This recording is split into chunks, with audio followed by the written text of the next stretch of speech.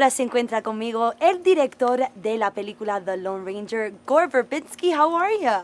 I'm good. How are you doing? I have to start off by saying thank you for bringing back this Western that we all love and just taking a flip side on it, you know, showing it to us via Tonto's eyes, right? Yeah, I mean, it just seemed like if you're going to do it, try to, do it a little differently. And also, I mean, once you have Johnny, you can't just make him the sidekick. You have to make him relevant. And that was a challenge early on, and it just seemed obvious just to, let's hear the story from the guy who was there. Was there any added pressure with The Lone Ranger, being that Pirates was just a great hit? No, we tried to get back to the spirit of what we were doing.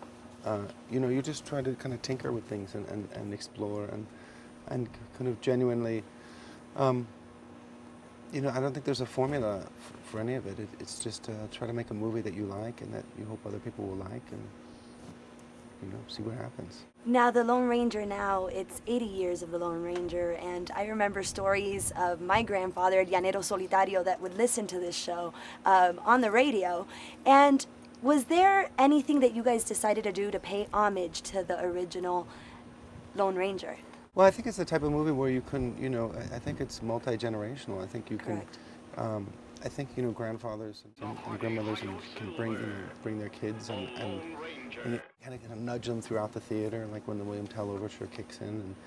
And, we have Silver the horse and the silver bullet and the white hat and the mask, and we have all the kind of archetypes of the original, but it's completely different. It's sort of rebuilt from the ground up, and it's, I think we're sort of more, looking into the relationship between these two characters too along the way, so that they're more balanced.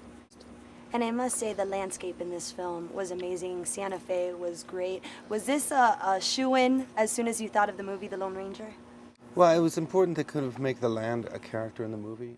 I think, there's a sense of kind of loss in the movie in some places that with progress, with the train, with the railroad, there's this sort of, we all jumped on the train of progress and we never looked back, and I think there's some sense of like at what cost, and the land is sort of a character in that movie, and it's kind of then divided by the train and kind of things become parceled and quantified and owned, and that was never really the intention of the Native American, how they looked at land. So I'm glad you pointed it out, and we had to come here. We had to come to the West, and we had to come. And now Tonto was definitely Johnny Depp's role, right, from the get-go.